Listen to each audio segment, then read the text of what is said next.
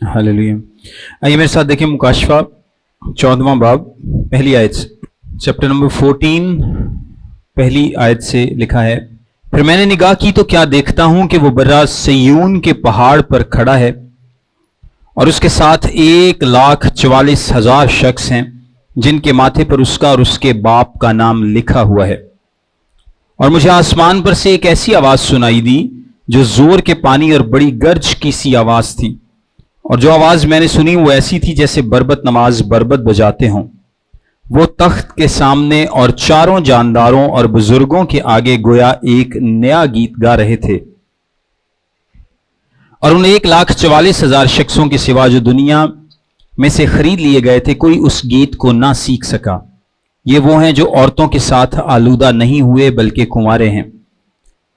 ये वो हैं जो बर्रे के पीछे पीछे चलते हैं, जहां कहीं वो जाता है ये खुदा और बर्रे के लिए पहले फल होने के वास्ते आदमियों में से खरीद लिए गए हैं, और उनके मुंह से कभी ना झूठ ना निकला था, वो बेऐब हैं। आमीन। ये जो 14वां चैप्टर है इसमें 3 रोयाएं हैं।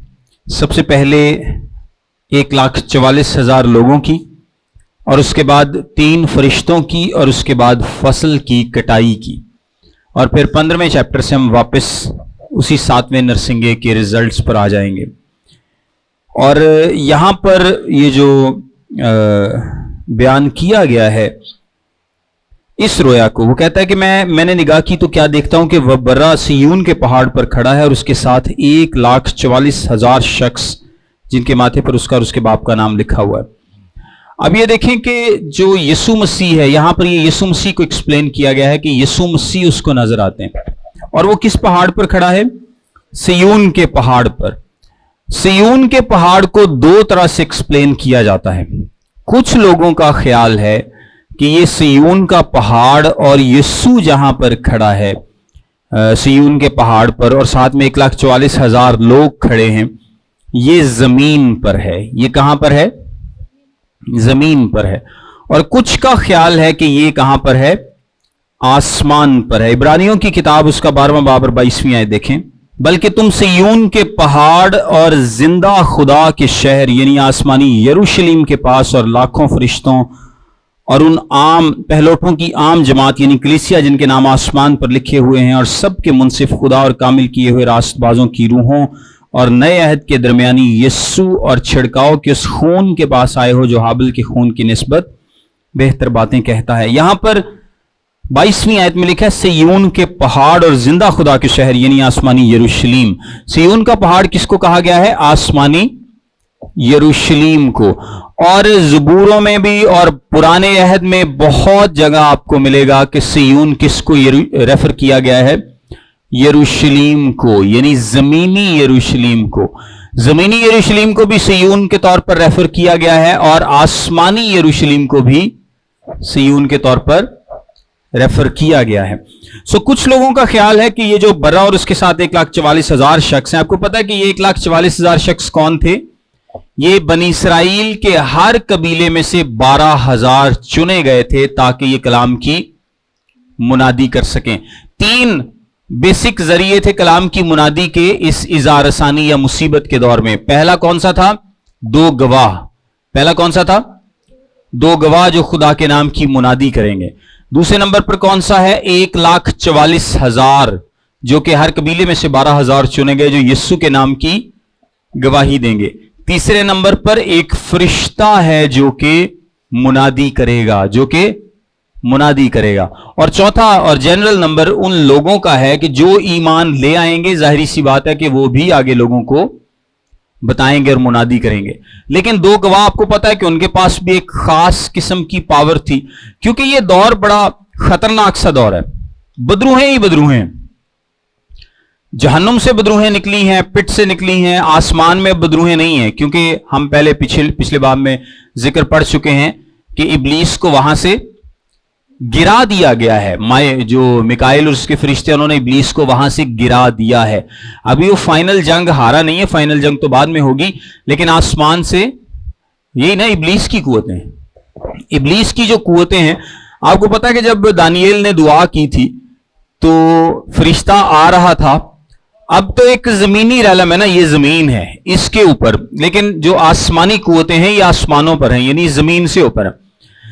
تو جو ابلیس کا موکل ہے اس نے اس کو 21 دن تک روکے رکھا تھا, اور بعد میں مائیکل یا میکائیل فرشتہ آیا تھا اور اس نے جنگ لڑ کے اس کو آگے جانے دیا تھا, یعنی وہ غالب آیا تھا. لیکن اب کی بار جب میکائیل اور اس کے ساتھی فرشتے نکلے ہیں, جیسا کہ 12ویں چیپٹر میں تھا, تو اس نے کیا کیا ہے, اس نے ابلیس کو اور اس کے تمام فرشتوں کو زمین پر گرا دیا تھا. کہاں پر؟ زمین پر. اب وہ آسمان جو ہے وہ فرشتوں سے پاک ہو چکا, اب وہ زمین پر موجود ہیں. سارے ابلیسی فرشتے کہاں پر ہیں؟ زمین پر ہیں. سارے ابلیسی فرشتے پھر جو دریائے فرات کے گرد جو ہم نے دیکھا تھا کہ 4 فرشتے ہیں اور ان کو کھولا گیا بعد میں, اور وہاں سے جو بدروہیں نکلتی ہیں بعد میں, جو پٹ سے بدروہیں نکلتی ہیں, جو اتھا گڑھے سے نکلتی ہیں, سو مل ملا کے ابلیس کی پوری قوت اس دنیا پر اس وقت موجود ہوگی. تو آپ دیکھیں کہ منادی کرنا اتنا آسان نہیں ہوگا. آج ساری قوت نہیں ہے, بیسیکلی ابلیس کی قوت یہاں پر موجود ہے, وہ اپنی فل فورس کے ساتھ اس زمین پر موجود ہے, اور خدا نے اس کو پورا اختیار دے رکھا ہے, اس کو نقصان پہنچانے کا اختیار دے رکھا ہے, وہ اپنا سارا کام کر رہا ہے, اس کا پورا ایول سسٹم یہاں پر موجود ہے. جو مخالف مسیح ہے وہ پوری پاور کے ساتھ موجود ہے. اس کے علاوہ جو جھوٹا نبی ہے وہ پوری پاور کے ساتھ موجود ہے, لوگوں پر نشان کر رہے ہیں, لوگوں پر مہریں لگا رہے ہیں. اور یہاں پہ ایک بات رہ گئی تھی, میں آپ کو دوبارہ سے بتا دوں. پچھلے باب میں لکھا ہے کہ ان کے دہنے ہاتھ یا ان کے ماتھے پر ایک ایک چھاپ کرا دی, تاکہ اس کے سوا جس پر نشان یعنی اس حیوان کا نام یا اس کے نام کا عدد نہ ہو. یا تو اس کا نام ہوگا یا نام کا عدد ہوگا, وہ جو ہم کنیکٹ کر رہے تھے وہ اسی نام کا عدد ہوگا. سو بیسیکلی یہ نام کا عدد دیا گیا ہے, کسی بھی طریقے سے لوگوں کو روکا جا رہا ہے, کھانے پینے سے, کی چیزیں خریدنے سے, خرید و فروخت کرنے سے, ہر چیز سے روکا جا رہا ہے. سو ایک ریمپنٹ سسٹم ابلیس کا چل رہا ہے, ایول سسٹم ہے. اس زمانے میں توبہ کرنا بھی مشکل ہے, اس زمانے میں منادی کرنا بھی مشکل ہے. لیکن اسی زمانے میں اگر ابلیس کو خدا نے اتنی پاور دی ہے نا کہ وہ خراب کر سکے, تو خدا نے دوسری سائڈ پر بھی پاور دی ہے. 2 گواہوں کو پاور دی ہے کہ وہ جو گواہی دیں گے تو پھر انہوں نے کوئی ڈاک نہیں سکتا. ان کے منہ سے آگ نکلتی ہے, وہ زمین پر آگ نازل کر سکتے ہیں, وہ آفتیں لا سکتے ہیں, ہم نے دیکھا تھا وہ بہت کچھ کر سکتے ہیں.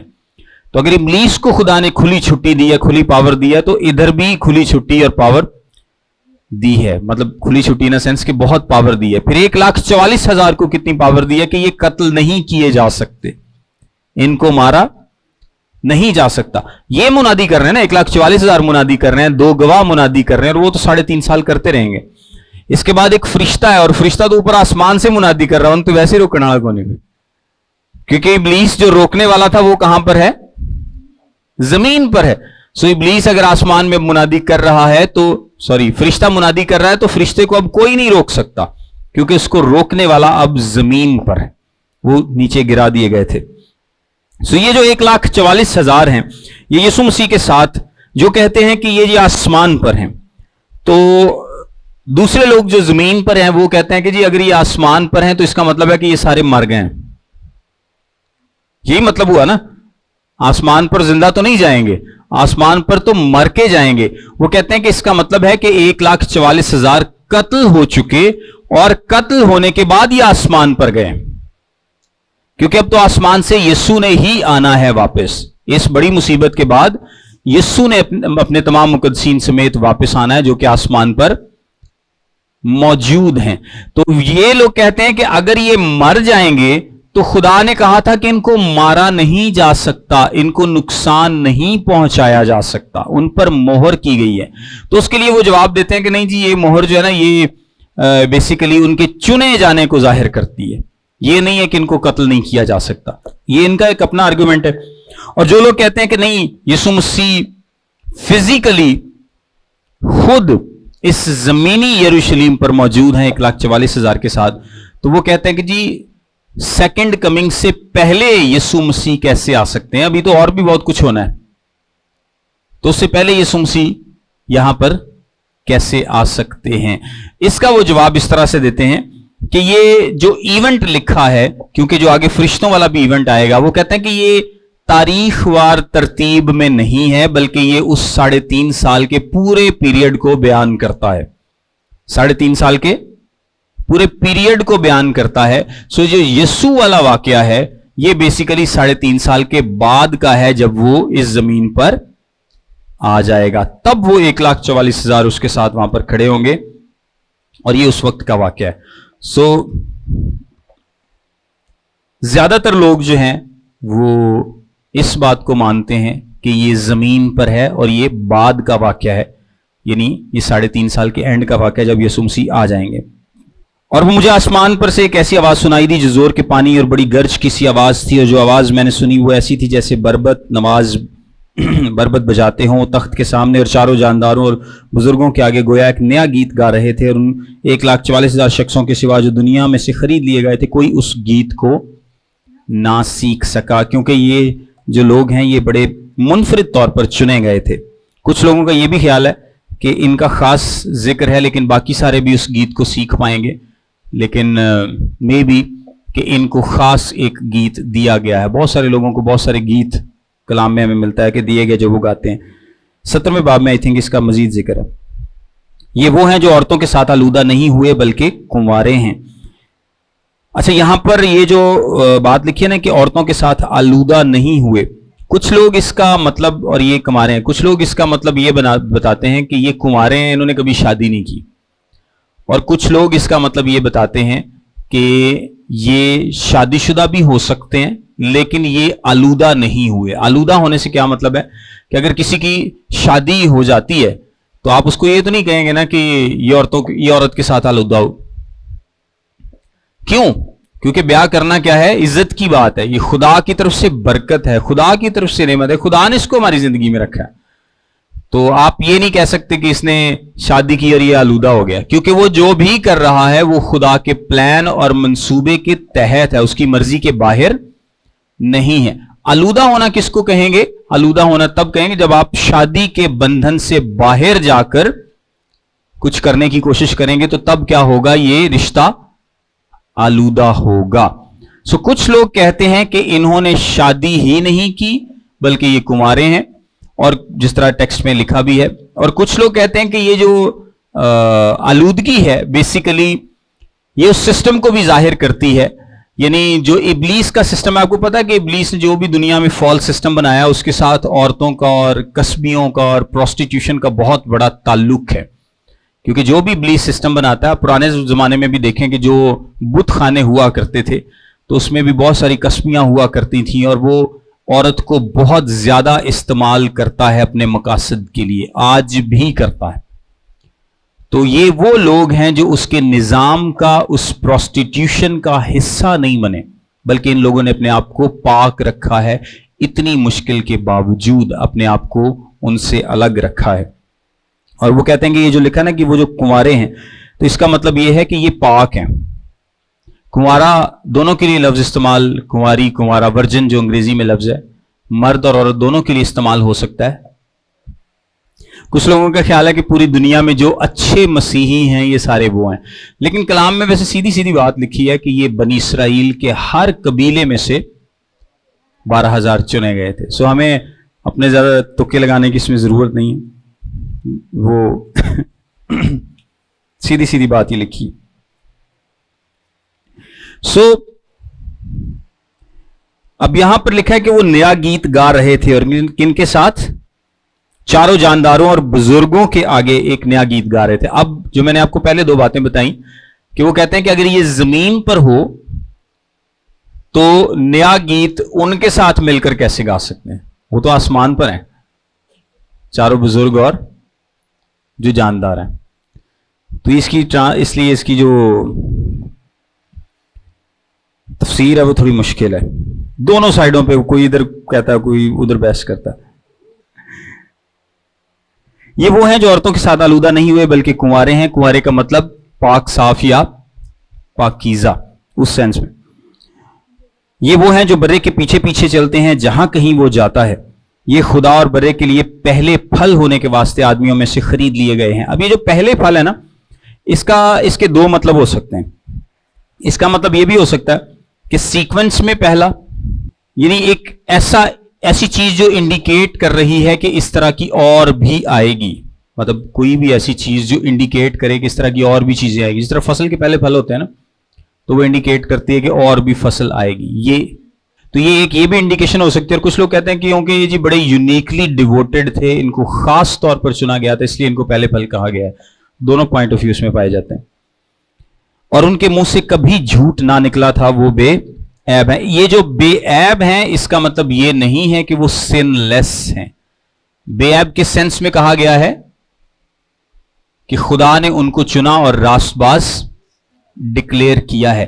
سن لیس اس کا مطلب نہیں ہے. اس کا یہ مطلب ہرگز نہیں ہے کہ انہوں نے کبھی کوئی گناہ نہیں کیا. جھوٹ ان کے منہ سے نہیں نکلا، یعنی وہ جو بھی خدا کے بارے میں انفارمیشن دیتے ہیں وہ سچ ہے. وہ خدا کے بارے میں ہمیشہ سچ بتاتے ہیں.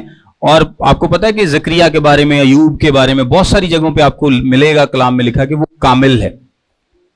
اب آپ کو پتا ہے کہ کامل نہیں ہو سکتا کوئی بھی، کامل جس نے کبھی کوئی گناہ نہیں کیا. لیکن وہ کس سینس میں کامل ہے کہ جنرلی اس کی زندگی ویسی ہے جیسی خدا چاہتا ہے کہ انسان کی ہو، یا ایک انسان میکسیمم جو راست بازی کی زندگی گزار سکتا ہے اس کو کامل کہا گیا ہے. یعنی اس کی میکسیمم کوشش ہوتی ہے، اس کی میکسیمم کاوش ہوتی ہے، اس کی میکسیمم جو بھی وہ انسانی طور پر میکسیمم راست باز اور نیک زندگی گزار سکتا ہے، خدا اس کو کامل کہتا ہے. یسوع مسیح نے بھی اس نوجوان سے کہا تھا نا کہ اگر تو کامل ہونا چاہتا ہے تو اپنا سب کچھ بیچ کے غریباں نو بیچ کے وہ کامل تو نہیں سی ہو جانا جنہیں کبھی گناہ ہی نہیں کیتا. تو یہ بھی مطلب یہ نہیں ہے کہ ان 1,44,000 نے کبھی گناہ نہیں کیا ہوگا، کیونکہ اگر انہوں نے کبھی گناہ نہیں کیا تو ان کو تو نجات دینے کی ویسی ضرورت نہیں ہے.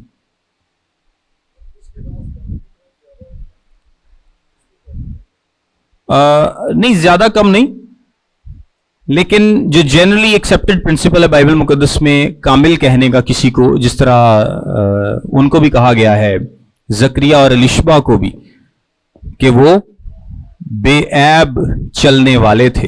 لیکن جو فرشتے نے آ کے انہوں نے کہا کہ تہاڈے بیٹا ہوئے گا، تو انہیں یقین ہی نہیں کیتا. تو عیب تو آ گیا نا،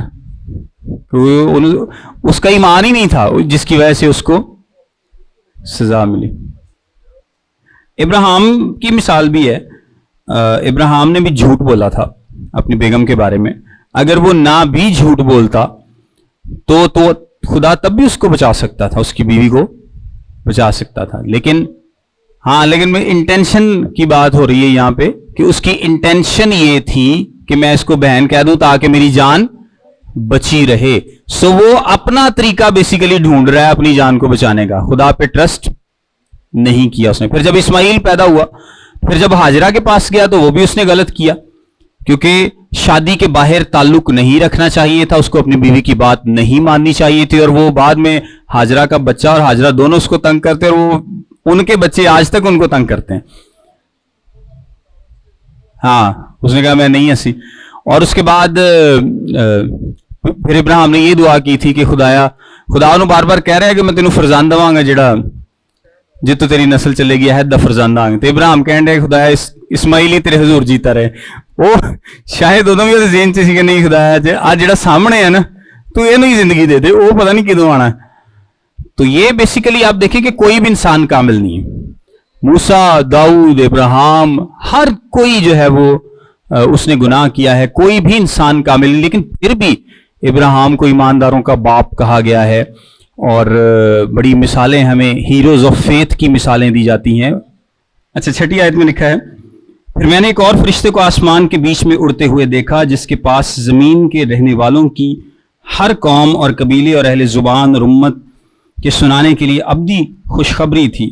اور اس نے بڑی آواز سے کہا خدا سے ڈرو اور اس کی تمجید کرو، کیونکہ اس کی عدالت کا وقت آ پہنچا ہے، اور اسی کی عبادت کرو جس نے آسمان اور زمین اور سمندر اور پانی کے چشمے پیدا کیے. یہ 3 فرشتے اب یہاں پر آئیں گے، اور اس میں سے پہلا فرشتہ ہے. پہلا فرشتہ بیسیکلی آپ سمجھ لیں کہ یہ بڑی مصیبت کے دور میں یہ منادی کر رہا ہے، اور یہ آسمان پر منادی کر رہا ہے. کہاں پر؟ آسمان کے بیچ میں اڑتے ہوئے دیکھا. یعنی جہاں سے اڑتے ہوئے دیکھنے کا کیا مطلب ہے؟ اور یہ منادی کر رہا ہے، یعنی یہ لگاتار منادی کر رہا ہے، اور اس کو سب لوگ سن پاتے ہیں، سب لوگ اس کو سن پا رہے ہیں. 2 گواہ بھی ہیں، یہ فرشتہ بھی ہے اور 1,44,000 भी हैं और जो लोग ईमान ला रहे हैं वो भी हैं। तो ये फरिश्ता क्या मुनादी कर रहा है? हर किसी को वो अब्दी खुशखबरी दे रहा है और वो कह रहा है कि खुदा से डरो और उसकी तमजीद करो क्योंकि उसकी अदालत का वक्त आ पहुंचा। अभी तक देखें कि ये वार्निंग चल रही है, इतने हालात बुरे हो गए, सब कुछ हो गया, लेकिन खुदा की वार्निंग अभी भी खत्म। खुदा अभी भी लोगों को वार्न कर रहा है कि बाज आ जाओ, बाज आ जाओ, बाज आ जाओ। लेकिन अब 8वीं आयत में लिखा है, फिर इसके बाद एक और दूसरा फरिश्ता ये कहता हुआ आया कि गिर पड़ा, वो बड़ा शहर बाबल गिर पड़ा जिसने अपनी हरामकारी की गजबनाक में तमाम कौमों को पिलाई है। बाबल के बारे में और इसके सारे सिस्टम के बारे में हम आगे जाकर 17वें बाब में देखेंगे। लेकिन ये अब क्योंकि पहले फरिश्ते की बात लोगों ने नहीं मानी, वो ईमान नहीं लाए, इसलिए ये जो फरिश्ता है जो बाबल गिर पड़ा या इविल सिस्टम इब्लीस का है, उसके बारे में अब जजमेंट डिक्लेयर कर रहा है, उसके बारे में अदालत को डिक्लेयर कर रहा है। फिर इसके बाद तीसरा फरिश्ता आता है। फिर इनके बाद एक और तीसरे फरिश्ते ने आकर बड़ी आवाज से कहा कि जो कोई उस हैवान और उसके बुत की परस्तिश करे और अपने माथे या अपने हाथ पर उसकी छाप ले ले, वो खुदा के कहर की उस खालिस मैं को पिएगा जो उसके गजब के प्याले में भरी गई है, और पाक फरिश्तों के सामने और बर्रे के सामने आग और गंधक के अजाब में मुब्तला होगा, और उनके अजाब का धुआं अब्दुलबाद उठता रहेगा। और जो हैवान और उसके बुत की परस्तिश करते हैं और जिसके नाम की छाप लेते हैं, उनको रात दिन चैन ना मिलेगा। अच्छा, यहां पर देखें तीसरा फरिश्ता आगे फिर वार्निंग दे रहा है। तीसरा फरिश्ता वार्निंग क्या दे रहा है कि जो कोई भी उस छाप को अपने ऊपर लेगा वो सीधा जन्नम से जाएगा, कोई दो राय नहीं। वो कहां जाएगा? जहन्नुम में जाएगा, आग और गंधक से जलने वाली झील में जाएगा। यानी खुदा बार बार वार्न कर रहा है, लोगों को बता रहा है कि वो अपने कामों से बाज आ जाएं और उसकी छाप ना लें। वार्न करने का मतलब यही है ना कि जड़ा करेगा सीधा जन्म से जाएगा। तो फिर भी अगर लोग ले रहे हैं छाप, तो इसका क्या मतलब है कि वो अपनी मर्जी के तहत ले रहे हैं। ये नहीं है कि उनको पता ही नहीं चला कि ये जो सिस्टम है, हम जिस सिस्टम का हिस्सा बनने जा रहे हैं। तो ये नहीं, मिसाल के तौर पर जब कोरोना बहुत ज्यादा था ना, तो कुछ लोग सोचते थे, कई लोग हमसे सवाल भी पूछते थे, वो कहते यार ये कोरोना की जी वैक्सीन है, ये कितने वो 666 वाली मोहर तो नहीं कि जी असी लै ली है। मैं कि तुहानू 666 की मोहर दस के लाई है तुहाडे? कहते नहीं। तो मैं कि जो तुहाडे ज़हन च नहीं है ना, तुहानू पता नहीं है, तुहानू किसी ने दसिया नहीं है कि तुसी उस निज़ाम का हिस्सा बनन जा रहे हो, तो इसका मतलब है कि वो 666 की मोहर नहीं है। देखिए कोरोना आया गुजर गया, वैक्सीन, ये सारी चीजें अब पुरानी हो गई, किसी ने लगवाई किसी ने नहीं लगवाई, अपने अपने बिलीफ्स के तहत। लेकिन यहां पर कलाम क्या बता रहा है कि फरिश्ता बताएगा कि जो जो उसकी मोहर लेगा। इसका मतलब है कि लोगों को पता होगा कि ये उसकी मोहर है जिसका हम हिस्सा बनने जा रहे हैं। हाँ जी, वो अदद उस वक्त खुदा किसी ना किसी तरीके से जाहिर कर देगा, यानी लेने वाले को पता होगा कि वो क्या करने जा रहा है। ये मतलब इसका ये नहीं है कि हम ये सोचें कि नहीं लोगों को पता ही नहीं है, वो तो जो इनोसेंस में उन्होंने उसका उस निजाम का हिस्सा, अदद लेने का मतलब मैंने आपको बताया उस निजाम का हिस्सा बनना है, इब्लीसी निजाम का हिस्सा बन जाना, उनका पार्ट बन जाना, उनको तस्लीम कर लेना, जिस तरह के कैसर को सिजदा करना या देवता मानना था। तो लोगों को पता तो था ना कि हम चाहे छोटी सी नमक की कुर्बानी चढ़ा के उसको देवता माने, लेकिन लोगों को पता तो है ना कि जी मैं उसको देवता मान रहा हूं। ये तो नहीं हो सकता कि लोग कहेंगे जी हमें तो पता ही नहीं था कि हम उसके आगे झुक के उसको देवता मान रहे हैं। जब आप कुर्बानी गुजरानेंगे, उसको खुदा मानेंगे, तो सबको पता है। इसी तरह जब आप इब्लीस के सिस्टम का हिस्सा बनेंगे तो खुदा लोगों पर जाहिर करेगा, आपको पता होगा और आप अपनी ये मर्जी से करेंगे, इनोसेंस में नहीं करेंगे बल्कि मर्जी से करेंगे, क्योंकि एक फरिश्ता आपको वॉर्न भी कर रहा है कि उसकी छाप कोई अपने ऊपर ना ले। फरिश्ते के ये, अगर फरिश्ते ने कहा ना कि कोई उसकी छाप ना ले, इसका मतलब है कि लोगों को पता है कि उसकी छाप क्या है। अभी तो नहीं हमें पता, लेकिन जब ये निजाम होगा तो लोगों को फिर पता होगा कि उसकी छाप क्या है। अब उसकी वार्निंग के बावजूद अगर लोग लेते हैं तो फिर वो जानबूझकर उस निजाम का हिस्सा बनेंगे। एक बड़ी इंटरेस्टिंग बात यहां पर फरिश्ता बताता है, वो कहता है कि वो खुदा के कहर की उस खालिस मैं को पिएगा जो उसके गजब के प्याले में भरी गई है, और पाक फरिश्तों के सामने और बर्रे के सामने आग और गंधक के अजाब में मुब्तला होगा। पाक फरिश्तों और बर्रे के सामने, यानी ये जब लोग आग और गंधक की झील में डाले जाएंगे तो ये पाक फरिश्तों और बर्रे के सामने इस अजाब में मुब्तला होंगे। सबसे पहली बात कि ये उनके सामने अजाब में मुब्तला होंगे। दूसरी बात, और उनके अजाब का धुआं अब्दुल अबाद उठता रहेगा, और जो हैवान और उसके बुत की परस्तिश करते हैं और जिसके नाम की छाप लेते हैं उनको रात दिन चैन ना मिलेगा। पहली बात कि आग और गंधक का अजाब होगा, पहली बात। दूसरी बात कि यह बर्रे और फरिश्तों की मौजूदगी में होगा, और तीसरी बात यह हमेशा के लिए होगा। अब मैं आपको बताता हूं कि तीन किस्म के कॉन्सेप्ट्स यहां पर लोगों में पाए जाते हैं। पहला कॉन्सेप्ट यह है कि खुदा किसी को जहन्नुम में नहीं डालेगा। पहला कॉन्सेप्ट क्या है? खुदा किसी को जहन्नुम में या उस आग में नहीं डालेगा। दूसरा कॉन्सेप्ट यह है कि जी खुदा जहन्नुम में डालेगा, आग में सजा देगा वक्ती तौर पर, लेकिन बाद में उनको बचा लेगा या निकाल लेगा। वक्ती तौर पर वो आग में डाले जाएंगे और बाद में वो निकाल लिए जाएंगे। तीसरा कॉन्सेप्ट क्या है? तीसरा कॉन्सेप्ट यह है कि खुदा उनको आग और गंधक की झील में डालेगा, कुछ अरसा वो अजाब में रहेंगे और उसके बाद वो खत्म हो जाएंगे, यानी सफाए हस्ती से मिट जाएंगे, बिल्कुल खत्म हो जाएंगे, जिस तरह कभी थे ही नहीं। तो ये, लेकिन ये जो फरिश्ता है ना, ये तीनों कॉन्सेप्ट्स के साथ एग्री नहीं कर रहा, क्योंकि ये क्या कह रहा है कि वो आग और गंधक की झील में डाले जाएंगे और वो कब तक रहेगा? उनके अजाब का धुआं अब्दुल अबाद उठता रहेगा और उनको रात दिन चैन ना मिलेगा। ना तो वो आग और गंधक की झील से निकाले जाएंगे, ना उनकी सजा खत्म होगी, और ना ये होगा कि जी खुदा किसी को सजा ना दे। अगर उसने कहा है तो वो ये करेगा, क्योंकि जो कुछ खुदा ने आज तक कहा है कलाम मुकद्दस में उसने किया है। नूह को उसने कहा था कि 120 साल के बाद तूफान आएगा, तो 120 साल के बाद तूफान बिल्कुल आया, और जिन लोगों को उसने बचाना था उनको बचाया और बाकी सारी दुनिया मर मिटी। इसी तरह आखिरी जमाने में भी जो खुदा ने वार्निंग्स दी हैं, इतनी वार्निंग्स के बाद भी अगर कोई खुदा को कबूल नहीं करता, इतनी प्रीचिंग के बावजूद, इतनी सुपर नेचुरल प्रीचिंग के बावजूद, जहां पर दो गवाह गवाही दे रहे हैं, 1,44,000 हैं, फरिश्ता है, मतलब इतनी जबरदस्त प्रीचिंग है, उसके बावजूद लोग तौबा नहीं कर रहे, खुदा को कबूल नहीं कर रहे, तो उनके साथ वो सब कुछ होगा जो यहां पर वार्निंग दी गई है। और खैर वो तो बाद की बात है, लेकिन आज के दौर में जितने लोग, हम यहां पे खड़े होकर क्या करते हैं? लोगों को वार्निंग देते रहते हैं। आप लोग अपने रिश्तेदारों को, जान पहचान वालों को क्या करते रहते हैं? वार्निंग देते रहते हैं कि कर लो तौबा, कर लो तौबा, कर लो तौबा। तो कोई कहते हैं अच्छा वेख लवांगे, और अक्सर कह देते हैं ऐसी करने की है, यही कहते हैं ना। मुझे तो वैसे बहुत ज्यादा जवाब सुनने को मिलता है।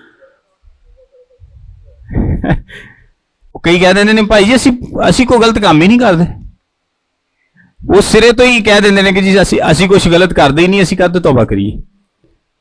तो मैं हुण बंदा उन्होंने फिर की कहो कि तुसी हुण मैं लिस्ट कट के तो नहीं बह सकते कि तुसी आ गलत करते हो।